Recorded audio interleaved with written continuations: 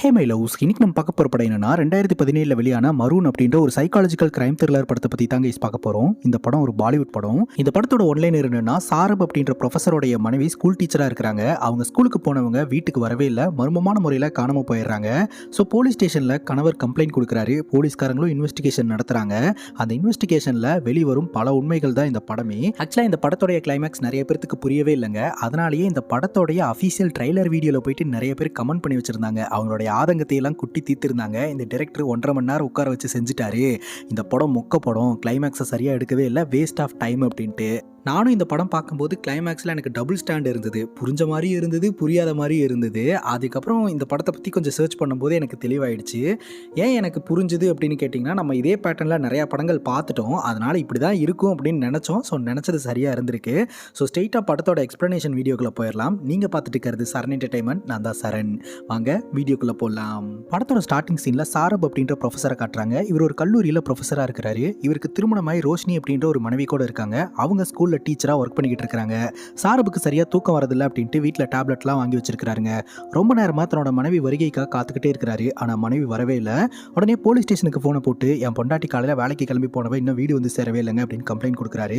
உங்கள் மனைவி எங்கே ஒர்க் பண்ணுறாங்க, யூஸ்வலாக எந்த டைமுக்கு வீட்டுக்கு வருவாங்கன்றதெல்லாம் கேட்டு தெரிஞ்சுக்கிறாங்க.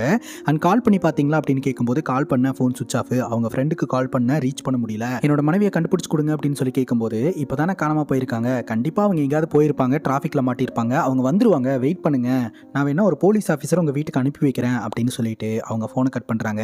சாரா மட்டும் தனியாக இந்த வீட்டில் இருக்கிறாருங்க. ஒரு மாதிரி டிப்ரெஷனில் இருக்கிற மாதிரியே தெரியுது. இவங்க வீட்டுக்கு ஆப்போசிட்லேயே பார்த்தீங்கன்னா ஒரு வீடு இருக்குது. அந்த வீட்டோட விண்டோவில் வந்து ஒரு கப்பிள்ஸோடைய ஷேடோ மட்டும் தெரியும். அவங்க அடிக்கடி சண்டை போட்டுப்பாங்க, சேர்ந்துப்பாங்க. அது எல்லாத்தையுமே சாரப் கவனிச்சுட்டே இருக்கிறாருங்க. இப்போ சொன்ன மாதிரியே ஒரு போலீஸ் ஆஃபீஸர் வீட்டுக்கு வராரு. சாரபோடைய மனைவியை பற்றின பேசிக்கான டீட்டெயில்ஸ் எல்லாம் கேட்டு தெரிஞ்சுக்கிறாருங்க. அப்பவே இந்த போலீஸ் ஆஃபீஸர் சொல்றாரு, ஒரு பொண்ணு ரொம்ப வேகமாக கார் ஓட்டிட்டு வந்து நின்றுட்டு இருந்த லாரியில் மோதி ஸ்பாட்லேயே அந்த பொண்ணு இறந்து போயிட்டா.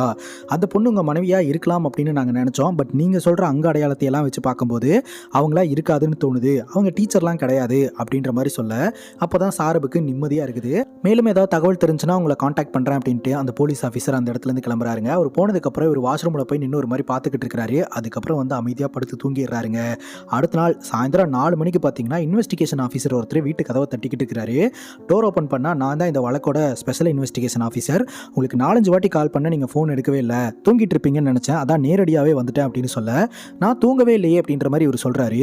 உடனே வெளியில் வெளிச்சமாக இருக்கிறத பார்த்துட்டு மணி என்னன்னு கேட்குறாரு. 4 அப்படின்னு சொல்ல, அப்போ நான் தூங்கிட்டேனா அப்படின்ற மாதிரி சாரப் ரொம்ப ஷாக் ஆகுறாரு. அதாவது நேற்று ராத்திரி தூங்கினவர் அடுத்த நாள் சாயந்தரம் 4 மணி வரைக்கும் தூங்கிட்டு இருந்திருக்கிறாருங்க.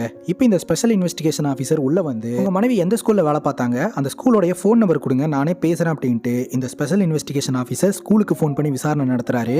ஸோ காணாமல் போன அன்னைக்கு அவங்க ஸ்கூலுக்கு வந்ததோட சரி, அடுத்த நாள் இவங்க ஸ்கூலுக்கு வரவே இல்லை அப்படின்றது தெரிய வருது.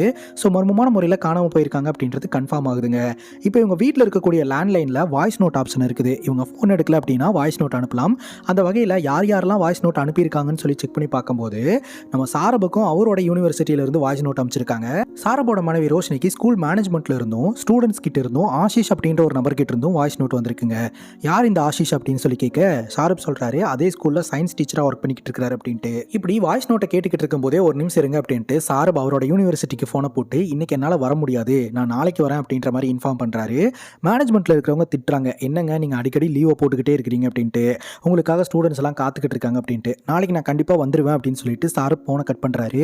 இப்போ இந்த ஸ்பெஷல் இன்வெஸ்டிகேஷன் ஆஃபீஸர், உங்கள் மனைவியோட ஃப்ரெண்டு கிட்ட விசாரணை பண்ணீங்களா அப்படின்னு கேட்கும்போது, கால் பண்ண காண்டாக்ட் பண்ண முடியல அப்படின்ற மாதிரி சொல்ல, சரி ஓகே நாங்கள் காண்டாக்ட் பண்ணி பார்க்குறோம் அப்படின்ற மாதிரி இந்த ஸ்பெஷல் இன்வெஸ்டிகேஷன் ஆஃபீஸர் சொல்கிறாருங்க. உங்கள் மனைவி எங்கேயும் போயிருக்க மாட்டாங்க, பக்கத்தில் தான் எங்காவது போயிருப்பாங்க, வந்துருவாங்க, தைரியமாக இருங்க அப்படின்னு சொல்லிட்டு இந்த ஸ்பெஷல் இன்வெஸ்டிகேஷன் ஆஃபீஸர் அந்த இடத்துலேருந்து கிளம்புறாருங்க. அவர் போன உடனே சாக்ஷி அப்படின்ற ஒரு பொண்ணு கிட்ட இருந்து ஃபோன் கால் வருது. சாக்ஷி வேற யாரும் கிடையாதுங்க, இந்த சாரபோடைய ஸ்டூடெண்ட் தான். இந்த சாக்ஷி பார்த்தீங்கன்னா நம்ம சாரப் மேலே பயங்கர அக்கறையோடு இருந்துட்டு இருக்காங்க. அவங்க வந்து நம்ம சாரபுக்கு சாப்பாடு கொண்டு வர போகிறதா வந்து சொல்லிக்கிட்டு இருக்க, இவரும் கண்ணாடி முன்னாடி நின்று அவரோட முகத்தை பார்த்துக்கிட்டு இருக்கிறாரு. அதுக்கப்புறம் பாத் டப்புக்குள்ள இருந்து நிறைய முடி எடுக்கிறாருங்க. இந்த முடி யாரோட இது என்னன்னு தெரியல. அந்த முடியெல்லாம் எடுத்து மறுபடியும் வாஷ்ரூமில் போட்டு ஃப்ளஷ் பண்ணி விட்டுறாரு. கொஞ்ச நேரத்திலே காலிங் பெல் அடிக்கிற சவுண்டு கேட்குது. யாருன்னு பார்த்தா சாக்ஷி அப்படின்ற அந்த பொண்ணு தான் வந்திருக்கா.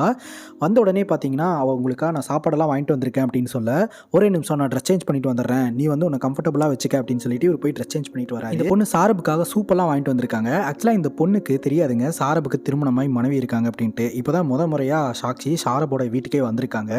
ஸோ சாரப் வந்து சூப் சாப்பிட்டுக்கிட்டு இருக்கும்போதே வந்து சாரப் சைன் பண்ண அந்த பேப்பர்லாம் எடுத்து பார்த்துட்டு, நான் நல்லா தான் எக்ஸாம் எழுதினேன், ஏன் வந்து எனக்கு C- கிரேடை கொடுத்துருக்கீங்க அப்படின்னு சொல்லி கேட்க, உனக்கு என்ன கிரேடு தானே வேணும் அப்படின்ட்டு டக்குன்னு சாரப் பார்த்தீங்கன்னா அந்த ஆன்சர் ஷீட்டை எடுத்து கிரேடை மாற்றி விட்டுறாரு. அவங்க கிட்ட கிரேடை மாற்றித்தாங்க அப்படின்னு சொல்லி கேட்கல, நான் நல்லா தானே பண்ணியிருந்தேன், அப்படி இருக்கும்போது ஏன் வந்து மார்க் கம்மியாச்சுன்னு தான் கேட்குறேன், நீங்கள் உண்மையிலேயே சூப்பராக கிளாஸ் எடுக்கிறீங்க அப்படின்னு பேசிக்கிட்டே உங்களுக்கு கல்யாணம் ஆயிடுச்சா அப்படின்னு கேட்க, அப்போ தான் சாரப் சொல்கிறாரு, ஆமாம் கல்யாணம் ஆயிடுச்சு. அப்படிங்கும்போது மனைவி எங்கே அப்படின்னு கேட்க, அவங்க டெல்லிக்கு போயிருக்காங்க அப்படின்ற மாதிரி போய் சொல்கிறாருங்க. சரி நான் வாஷ்ரூம் யூஸ் பண்ணிக்கலாமா அப்படின்னு சொல்லிட்டு வாஷ்ரூம் யூஸ் பண்ணுறதுக்காக போன பொண்ணு ரொம்ப நேரமாக வெளியே வரவே இல்லை. என்னாச்சு அப்படின்னு சொல்லி வாஷ்ரூம் கிட்ட போய் பார்க்கும்போது தான் தெரிய வருது, அவள் பாத்ரூம்குள்ளேயே வலிக்கு கீழே விழுந்து அவளுக்கு அடிபட்டிருக்கு அப்படின்ட்டு. உடனே சாக்ஷியை தூக்கிட்டு வந்து உட்கார வச்சு மூக்கில் பார்த்தா மூக்கில் இருந்து ரத்தம் வந்துக்கிட்டு இருக்கு, அவளோட ட்ரெஸ் எல்லாம் ரத்தமாக இருந்துக்கிட்டு இருக்கு. உடனே சாரை பார்த்தீங்கன்னா அவரோட மனைவி ட்ரெஸ் எடுத்துகிட்டு வந்து இதை வியர் பண்ணிக்க அப்படின்னு சொல்ல, உங்கள் மனைவி எதுவும் சொல்ல மாட்டாங்களா அப்படின்னு கேட்க, இல்லை எதுவும் சொல்ல மாட்டா, நீ ட்ரெஸ் சேஞ்ச் பண்ணிக்க அப்படின்னு சொல்ல, உடனே அந்த பொண்ணு ட்ரெஸ் சேஞ்ச் பண்ணிவிட்டு நான் கிளம்புறேன் அப்படின்ற மாதிரி சொல்ல, சரி பார்த்து போயிட்டு வா அப்படின்னு சொல்லி அனுப்பி வைக்கிறாருங்க. இந்த பொண்ணு அந்த இடத்துலேருந்து கிளம்பிடுறா. சாக்ஷி போன கொஞ்ச நேரத்திலேயே ஆஷிஷ் வீட்டுக்கு வராருங்க. வந்த உடனே சாரவை போட்டு பொலன்னு பொழக்கிறாரு. போலீஸ்காரங்க என்ன வந்து இன்வெஸ்டிகேஷன் பண்ணிட்டு இருக்காங்க, ரோஷினி எங்கே போனா, அவளை என்ன பண்ண அப்படின்னு சொல்லி கேட்டுட்டு, இந்த மாதிரி ரோஷினியோட கார் என் வீட்டு பக்கத்தில் நின்றுட்டு இருக்கு, அது எப்படி என் வீட்டு பக்கம் வந்தது, உண்மையை சொல்லு அப்படின்னு சொல்லி மிரட்டும் போது, எனக்கும் தெரியல, என் பொண்டாட்டி எங்கே போனானே தெரியல, நான் போலீஸில் கம்ப்ளைண்ட் பண்ணேன், அவங்க தான் விசாரணை பண்ணிக்கிட்டு இருக்காங்க அப்படின்ற மாதிரி சாரப் சொல்லிக்கிட்டு இருக்கிறாருங்க. அதுக்கப்புறம் ஆஷிஷும் அந்த இடத்துலேருந்து கிளம்ப, அதுக்கப்புறம் போலீஸ்காரங்க ஃபோன் பண்ணுறாங்க. சாரப் சொல்கிறாரு, இந்த மாதிரி ஆஷிஷ் வீட்டுக்கு வந்து நான் அட்டாக் பண்ணிட்டான் அப்படின்ட்டு, ஆம்புலன்ஸ் அனுப்புவோம் அப்படின்னு கேட்க, இல்லை அந்த அளவுக்குலாம் ஒன்றும் பிரச்சனை இல்லைங்க, நான் பார்த்துக்கிறேன் அப்படின்னு சொல்லிட்டு காயத்தை எல்லாம் வந்து பார்த்துக்கிட்டு இருக்கிறாருங்க.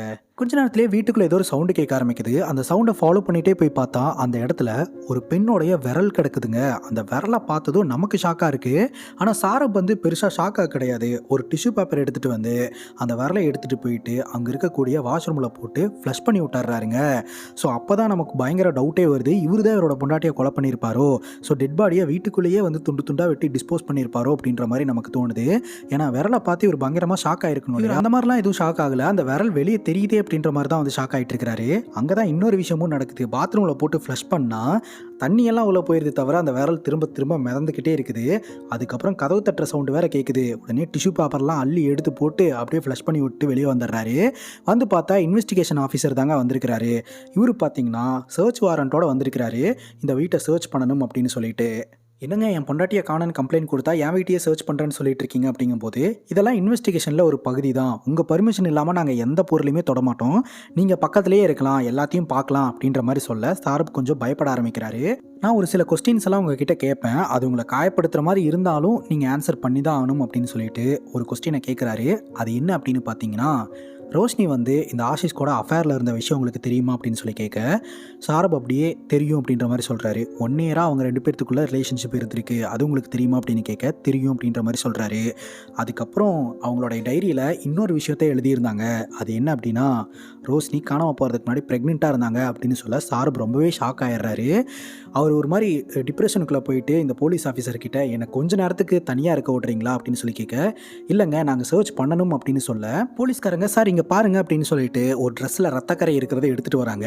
என்னது இது அப்படின்னு சொல்லி இன்வெஸ்டிகேஷன் ஆஃபீஸர் கேட்க, அப்போ தான் சாரப் சொல்கிறாரு, இது என்னுடைய ஸ்டூடெண்ட் சாக்ஷியோடது, ஆக்சுவலாக அவன் என்னை பார்க்கறதுக்காக வந்திருந்தா, பாத்ரூமில் வலிக்கு விழுந்து மூக்கில் இருந்து ரத்தம் வந்துருச்சு, அதன் மூலமாக ஆன கரை தான். அதுக்கப்புறம் அவன் இங்கேருந்து கிளம்புறதுக்காக நான் என்னோட மனைவியோட ட்ரெஸ் எடுத்து கொடுத்தேன் அப்படிங்கும்போது, நீங்கள் சொல்கிறதுல உண்மைத்தன்மை இருக்கிற மாதிரியே எனக்கு தெரியல, சாக்ஷியோட நம்பர் கொடுங்க அப்படிங்கும்போது சாரப்பும் நம்பர் கொடுக்குறாரு. இன்வெஸ்டிகேஷன் ஆஃபீஸர் சாக்ஷிக்கு ஃபோன் பண்ணி கன்ஃபார்ம் பண்ணிவிட்டு அதுக்கப்புறம் நம்ம சாரப் கிட்ட பேச ஆரம்பிக்கும் போது, சாரப் வந்து எனக்கு இந்த விஷயத்தை தெரிஞ்சுக்கிட்டு ஒரு மாதிரி சங்கட்டமாக இருக்குது, எனக்கு கொஞ்சம் தனியாக விட்றீங்களா, நாளைக்கு கூட வந்து வீட்டை சர்ச் பண்ணிக்கோங்க அப்படிங்கும்போது, சரி ஓகே அப்படின்னு சொல்லிட்டு போலீஸ்காரங்களாம் அந்த இடத்துலேருந்து கிளம்பி போயிடுறாங்க.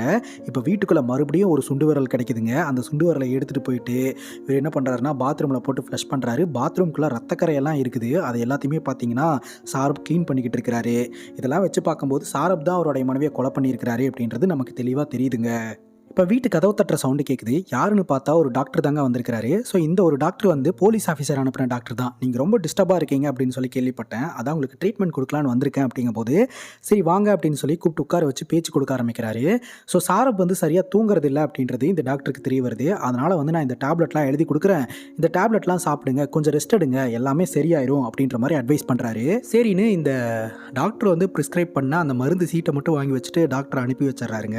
அவர் போனதுக்கப்புறம் இவர் என்ன பண்ணுறாருன்னா பாத் டப்பை கம்ப்ளீட்டாக க்ளீன் பண்ண ஆரம்பிக்கிறாரு. அது மட்டும் இல்லாமல் இந்த போலீஸ் ஆஃபீஸருக்கு டைரி மூலமாக தான் ரோஷினி ப்ரெக்னெண்ட்டாக இருந்திருக்கிறாங்க அப்படின்றது தெரிய வந்திருக்கு. அந்த டைரியை பார்த்தீங்கன்னா நம்ம சாரபோட வீட்டிலேருந்து தான் எடுத்துருந்துருக்காங்க.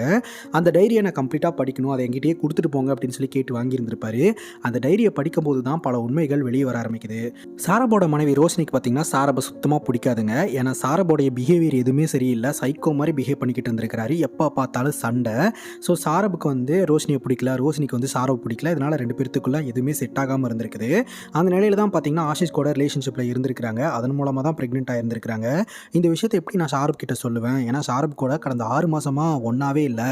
ஸோ இந்த ப்ரெக்னென்சிக்கு காரணம் வந்து சாரப் இல்லை அப்படின்னு தெரிஞ்சால் சாரப் எப்படி ரியாக்ட் பண்ணுவான் அப்படின்ற மாதிரிலாம் அதில் எழுதி வச்சுருந்துருக்காங்க. அந்த டைரியை படித்து முடிச்ச உடனே பார்த்தீங்கன்னா சாரப் பாத் டப்பில் வச்சு அந்த டைரியை எரிக்கிறாருங்க. அந்த நேரம் பார்த்து காலிங் பெல் அடிக்கிற சவுண்டு கேட்குது. யாருன்னு பார்த்தா வீட்டுக்கு வந்திருக்கிறது சாக்ஷி தாங்க. போலீஸ்காரங்க எனக்கு கால் பண்ணதும் நான் பயங்கர ஷாக் ஆகிட்டு தெரியுமா அப்படிங்கும்போது நான் எல்லாத்தையும் எக்ஸ்பிளைன் பண்ணுறேன். அதுக்கு முன்னாடி டாக்டர் இந்த டேப்லெட் சாப்பிட சொல்லி எனக்கு ப்ரிஸ்கிரைப் பண்ணியிருக்காரு. பக்கத்தில் தான் மெடிக்கல் ஷாப் இருக்குது, எனக்காக போய் வாங்கிட்டு வர முடியுமா அப்படின்னு கேட்க, நான் வாங்கிட்டு வர ஒன்றும் பிரச்சனை இல்லை, மெடிக்கல் ஷாப் தான் என்னோட செகண்ட் ஹோமு, ஏன்னா நானும் டிப்ரெஷனில் இருக்கிறதுனால அடிக்கடி டேப்லெட் வாங்க போவேன் அப்படின்னு சொல்லிட்டு அந்த ப்ரிஸ்கிரிப்ஷனை தூக்கிட்டு சாக்ஷி வீட்டை விட்டு வெளியே போகிறாங்க. இந்த கேப்பில் அந்த புக்கை எரிச்சார் இல்லையா, அந்த கறி எல்லாத்தையுமே பாத் டப் வழியாக வெளியே அனுப்பிட்டு இருக்கிறாரு. அதை பக்காவாக க்ளீன் பண்ணிக்கிட்டு இருக்கிறாரு. கொஞ்ச நேரத்திலேயே வெளியே போன சாக்ஷி வீட்டுக்கு வந்துடுறாங்க. வந்தது மட்டும் இல்லாமல் சாரபை உட்கார வச்சு சாரபோட நெத்திலெல்லாம் அடிபட்டிருக்கு அப்படின்னு சொல்லிட்டு சாரப்க்கு மருந்து போட்டு விட்டுட்டு இருக்காங்க. அப்பவே சாக்ஷி வந்து சாரபோடைய மனைவியை பற்றி விசாரணை பண்ணும்போது அப்பவும் இவர் பொய் தாங்க சொல்லிக்கிட்டு இருக்கிறாரு. அப்புறம் இவர் என்ன பண்ணுறாருன்னா டேப்லெட் எடுத்து அதை ஒயினில் மிக்ஸ் பண்ணி சாப்பிடலாம் அப்படின்னு நினைக்கிறாரு. அதுக்கு சாக்ஷி வந்து அப்படியெல்லாம் நம்ம சாப்பிடவே கூடாது, ஏன்னா அதில் ஆல்கஹால் கண்டென்ட் இருக்கிறதுனாலையும் டேப்லெட்டில் வந்து ட்ரக் கண்டென்ட் இருக்கிறதுனாலையும் ப்ராப்ளம் வரும், அப்படியெல்லாம் சாப்பிடாதீங்க அப்படின்னு சொன்னாலும் இவர் கேட்காம அப்படி தான் சாப்பிட்றாரு. கரெக்டாக காலிங் பெல் அடிக்கிற சவுண்டு கேட்குது. இந்த ராத்திரி யார் வந்திருக்கா அப்படின்னு சொல்லிட்டு சாக்ஷியை உள்ளே இருக்க சொல்லிட்டு டோர் ஓப்பன் பண்ணால் ஸ்ருதி வந்திருக்காங்க, நம்ம ரோஷினியோட ஃப்ரெண்டு. இந்த மாதிரி உங்கள் மனைவி எங்கே போனாங்க, என்கிட்டையும் கால் பண்ணி எதுவுமே சொல்லவே இல்லை, உங்ககிட்ட கொஞ்சம் பேசணும் அப்படிங்கும்போது, இப்போ பேசக்கூடிய நிலமையில நான் இல்லை, நான் டேப்லெட் போட்டிருக்கேன், நான் தூங்கணும் அப்படிங்கும்போது, நாளைக்கு உங்களை பார்க்க வரவா அப்படின்னு கேட்க, அதெல்லாம் ஒன்றும் வரத்தேவைஇல்லை அப்படின்னு சொல்லிட்டு மூஞ்சில் அடித்த மாதிரி டோர் லாக் பண்ணிட்டு உள்ளே வந்துடுறாருங்க. அதுக்கப்புறம் சாக்ஷியும் நான் கிளம்புறேன் அப்படின்னு சொல்ல, நீ போகாத இங்கேயே இரு அப்படின்னு சொல்லி இவங்க ரெண்டு பேர்த்துக்குள்ள அட்டாச்மெண்ட் கிரியேட் ஆகி அடுத்த லெவலுக்கும் போகிறாங்க. அப்படி நெக்ஸ்ட் லெவலுக்கு போகும்போதே பார்த்தீங்கன்னா இவருக்கு கெட்ட கெட்ட கனவெல்லாம் வர ஆரம்பிக்குது. அந்த பாத் டப்பில் இருக்கக்கூடிய தண்ணியெல்லாம் ரிட்டர்ன் வர மாதிரி தோணுது. உடனே சாக்ஷியை அனுப்பி வச்சுட்டு இவர் என்ன பண்ணுறாருன்னா பாத் டப்பை போய் மறுபடியும் க்ளீன் பண்ண ஆரம்பிக்கிறாரு. அப்போ கரெக்டாக ஒரு ஃபோன் கால் வருது. யார்கிட்ட இருந்தோன்னா இந்த இன்வெஸ்டிகேஷன் ஆஃபீஸர் கிட்ட இருந்து. ஸோ அந்த இன்வெஸ்டிகேஷன் ஆஃபீஸர் ஒரு பேட் நியூஸ் அப்படின்னு சொல்கிறாரு. என்னாச்சுங்க அப்படின்னு சொல்லி கேட்க, உங்கள் மனைவி வந்து இறந்து போயிட்டாங்க, உங்கள் மனைவியோட காரு ஆஷிஷ் வீட்டு பக்கத்தில் இருந்தது இல்லையா, அந்த வீட்டுக்கிட்ட இருந்து கொஞ்சம் தூரத்தில் இருக்கக்கூடிய புதரில் உங்கள் மனைவியோட டெட் பாடியை கண்டுபிடிச்சிருக்கோம் அப்படின்னு சொல்ல சாரபுக்கு ஒரு மாதிரி ஷாக்கிங்காக இருந்துகிட்ருக்கு. அதுக்கப்புறம் பாத்ரூமில் பார்த்தீங்கன்னா ஒரு மாதிரி கருப்பு கலரில் தண்ணி நிரம்பிக்கிட்டு இருக்குது. அந்த தண்ணியை க்ளீன் பண்ணலான்னு பார்த்தா அந்த தண்ணி அப்படியே ரெட் கலரில் மாதிரி ரத்தமாக மாற ஆரம்பிக்குது. அதை பார்த்து இவர் மிரண்டு போயிடுறாரு. அந்த இடத்த விட்டு தப்பிச்சா போதும் அப்படின்னு சொல்லிட்டு பாத்ரூமை விட்டு வெளியே ஓடி வந்துடுறாரு. டக்குன்னு பார்த்தா அடுத்த நாள் காலையில் ஆயிடுது. ஸோ இந்த டாக்டர் பார்த்தீங்கன்னா நம்ம சாரபோடைய கண்டிஷன் எந்த மாதிரி இருக்குது அப்படின்னு செக் பண்ணிட்டு போகலாம்னு வந்திருக்கிறாரு. நான் கொடுத்த டேப்லெட்டை சாப்பிட்டீங்களா அப்படின்னு சொல்லி கேட்க, சாப்பிட்டேன். தூங்குனீங்களா அப்படின்னு கேட்க, எனக்கு தூக்கமே வரதில்லை அப்படின்ற மாதிரி சொல்லிக்கிட்டு இருக்கிறாருங்க. அதுக்கப்புறம் வந்து இந்த டாக்டர் அவருடைய பர்சனல் விஷயத்தெல்லாம் சொல்லிக்கிட்டு இருக்கிறாரு. இந்த மாதிரி எனக்கும் மனைவி இருந்தாங்க, என்னோட மனைவி திடீர்னு ஒரு நாள் காணாமல் போயிட்டாங்க, ஆனால் காணாமல் போய் கொஞ்ச நாள்லேயே அவங்க வந்து கொலை செய்யப்பட்டு கண்டெடுக்கப்பட்டாங்க, கொலைகாரனை இன்னும் கண்டுபிடிக்க முடியல அப்படின்ற மாதிரி சொல்ல, அப்போ தான் பார்த்தீங்கன்னா சாரப் சொல்கிறாரு, ஆக்சுவலாக நேற்று ராத்திரி தான் போலீஸ்காரங்க எனக்கு கால் பண்ணாங்க, மனைவியை அவனை ஒருத்தன் கொலை பண்ணி அங்கே இருக்கக்கூடிய ஒரு புதரை தூக்கி போட்டான், ஸோ கார் நின்றுட்டு இருந்த இடத்துல கொஞ்சம் தூரம் தள்ளி என்னோட மனைவி டெட் பாடி கிடச்சதுன்னு சொன்னாங்க அப்படின்னு சொல்ல, அப்படியா அப்படின்னு சொல்லிட்டு இந்த டாக்டர் உடனடியாக போலீஸ்க்கு ஃபோனை போடுறாரு. அந்த போலீஸ் ஆஃபீஸர் அப்படியெல்லாம் நான் கால் பண்ணி சொல்லவே இல்லையே அப்படின்னு சொல்ல, போலீஸ்காரங்க சொல்லவே இல்லைன்றாங்க, ஆனால் நீங்கள் என்னன்னா இப்படி சொல்கிறீங்களே அப்படிங்கும்போது, இல்லை நீங்கள்லாம் சேர்ந்து என்கிட்ட போய் சொல்லிட்டு இருக்கீங்க அப்படின்னு சொல்லி சாரப் டென்ஷன் ஆயிடுறாரு. அதுக்கப்புறம் இந்த டாக்டர் வந்து நான் கிளம்புறேன் அப்படின்னு சொல்லிட்டு கிளம்புறாரு. என்னாச்சு டாக்டர் பாதிலே போகிறீங்க, திரும்ப வந்து என்னை பார்க்க மாட்டீங்களா அப்படின்னு சொல்லி கேட்க, அது எனக்கு தெரியல, போலீஸ்காரங்க சொல்லி தான் நான் உங்களுக்கு ட்ரீட்மெண்ட் கொடுக்கறதுக்காக வந்தேன், இப்போ போலீஸ்காரங்களே கிளம்ப சொல்கிறாங்க, அதனால் நான் கிளம்பி தான் ஆகணும் அப்படின்ட்டு இந்த டாக்டர் அந்த இடத்துலேருந்து கிளம்புறாருங்க. அவர் போனதுக்கப்புறம் சாரப் பார்த்தீங்கன்னா போய் டேப்லெட்டை தேடிக்கிட்டு இருக்கிறாரு, டேப்லெட் சாப்பிட்றாரு. அப்போ கரெக்டாக ஃபோன் கால் வருது. சாக்ஷி பார்த்தீங்கன்னா சாரி சொல்கிறாங்க, இந்த மாதிரி நான் பாதியிலே போயிருக்கக்கூடாது அப்படின்ட்டு. இல்லை நீ எதுக்கு சாரி சொல்கிற, நான் தான் உன்ட்ட சாரி சொல்லணும், நான் தான் வந்து உன்னை பாதியிலே அனுப்பிச்சி விட்டுட்டேன் அப்படின்னு சொல்ல சாக்ஷி சொல்கிறாங்க, எப்போதுமே நீங்கள் சூப்பராக போயம் சொல்லுவீங்க, எனக்காக ஒரே ஒரு போயம் சொல்ல முடியுமா அப்படின்னு கேட்க, சரி சொல்கிறேன் அப்படின்னு சொல்லிட்டு இந்த சாரப் பார்த்தீங்கன்னா ஃபோன்லேயே ஒரு போயம் சொல்லிக்கிட்டு இருக்கிறாரு. இந்த போயமை சொல்லி முடிச்ச உடனே பார்த்தீங்கன்னா ஒரு ஸ்டிக் எடுத்துட்டு வீடு முழுக்க இவர் பாட்டுக்கு அலைஞ்சிக்கிட்டு இருக்கிறாரு. ஒரு கட்டத்துக்கு மேலே இவருடைய தலையில் காலில் ஃபுல்லாக ரத்தமாக இருந்துக்கிட்டு இருக்கு. இவர் ஒரு இடத்துல டேப்லெட் வச்சிருப்பார் இல்லையா, அங்கே இருக்கக்கூடிய மொத்த டேப்லெட்டையும் எடுத்து இவர் சாப்பிட்டுக்கிறாருங்க. அங்கே இருக்கிற மொத்த ஒயினையும் எடுத்து குடிச்சிக்கிறாருங்க. குடிச்சிட்டு அப்படியே ரத்த வெள்ளத்தில் வீட்டுக்கு வெளியில் வராரு. அப்படியே தடுமாறி கீழே விழுந்து இறந்து போகிறாரு. கரெக்டாக போலீஸ்காரங்க அந்த இடத்துக்கு வந்து நின்று பார்க்குறாங்க. இத்தோட இந்த படம் கம்ப்ளீட் ஆகுது. என்ன சார்னே நீயும் இப்படி இன்கம்ப்ளீட்டாக முடிச்சிட்டியே அப்படின்னு கேட்டிங்கன்னா நான் எக்ஸ்பிளைன் பண்ணுறேன். ஆக்சுவலாக பார்த்தீங்கன்னா இந்த படத்தோட கிளைமேக்ஸை விஷுவலாக காட்டாமல் இந்த சாக்ஷி கிட்ட போயம்னு ஒன்று சொன்னார் இல்லையா, அந்த போயமில் தான் வச்சிருக்கிறாங்க. விஷுவலாக பார்க்குற எல்லோருமே அந்த போயமை சரியாக கவனிக்காதனால தான் இந்த படத்தோட கிளைமேக்ஸ் புரியவே இல்லை. ஆக்சுவலாக அந்த போயத்துக்குள்ளே தான் என்னென்ன நடந்தது அப்படின்ற விஷயத்த சொல்கிறாங்க. சாரப் பார்த்தீங்கன்னா சைக்காலஜிக்கலி ரொம்ப டிஸ்டர்பாக இருந்திருக்கிறாரு. சாரப்புக்கும் சாரபோடைய மனைவிக்கும் சண்டையே தீர்றதில்லை. சாரபோடைய மனைவி பத்தாவதுக்கு அஃபேரில் வேறு இருந்துட்டு இருக்காங்க. அதே சமயம் பக்கத்து வீட்டில் இருக்கக்கூடிய தம்பதியும் அடிக்கடி சண்டை போட்டுட்டு இருக்காங்க. இதெல்லாம் மண்டையில் ஏறி இவர் தாங்க இவருடைய மனைவியை கொலை பண்ணியிருக்கிறாரு. மனைவியோட காரை கொண்டு போய் மனைவி அஃபேரில் இருந்த ஆஷிஷ் அப்படின்றவரோட வீட்டு முன்னாடி நிப்பாட்டி அதுக்கு பக்கத்தில் இருக்கக்கூடிய புதர்லேயே டெட் பாடியை டிஸ்போஸ் பண்ணி இந்த ஆஷிஷை ஃப்ரேம் பண்ணலாம் அப்படின்னு பிளான் பண்ணியிருக்கிறாரு. ஆனால் இவர் பண்ண இந்த தப்பு, அந்த கில்ட்டு இவரை துரத்த ஆரம்பிச்சிருந்துருக்குது. அதனால தான் வீட்டுக்குள்ளே இந்த மாதிரி நிகழ்வுகள்லாம் நடந்துட்டு இருந்திருக்கு. அதாவது இந்த பாத்ரூமை பார்த்து பயப்பட்டதாக இருக்கட்டும், அந்த சுண்டு விரல் தெரியறதா இருக்கட்டும், இந்த சம்பவங்கள்லாம் நடந்திருக்குது. கடைசி வரைக்கும் இவர் தான் கொலை பண்ணாரு அப்படின்ற விஷயத்த யாருக்கிட்டையுமே சொல்லாமல் மறைச்சிருந்திருக்கிறாரு. ஆனால் போலீஸ்காரங்க ட்ரிக் பண்ணி தான் பார்த்தீங்கன்னா இந்த உண்மையை வெளிக்கொண்டு வந்திருக்காங்க. மோஸ்ட் ஆஃப் த அஃபேர் கேஸில் ஒன்று அஃபேரில் இருந்தவன் கொலை பண்ணியிருப்பான், அப்படி இல்லைனா புருஷங்காரன் கொலை பண்ணியிருப்பான். ஸோ ரெண்டு பேருக்கு மேலேயுமே வந்து போலீஸ்காரங்க டவுட் பட்டு இருந்திருக்காங்க.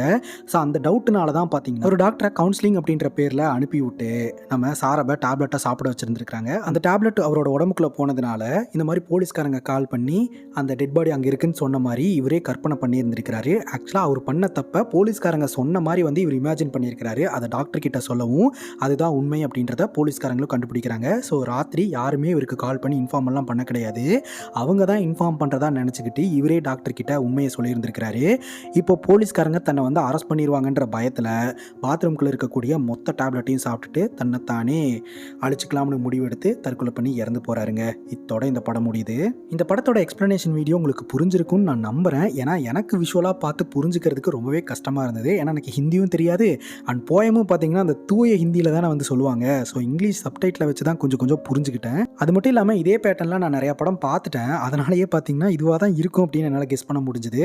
ஸோ இதே மாதிரி வேறு ஏதாவது படத்தை பற்றி பேசணும்னு நினச்சிங்கன்னா படத்தோடைய பேரை கமெண்ட் செக்ஷனில் சொல்லுங்கள். இதே மாதிரி வேறு ஒரு நல்ல வீடியோவில் வந்து சந்திக்கிறேன். Love you guys, take care and cheers.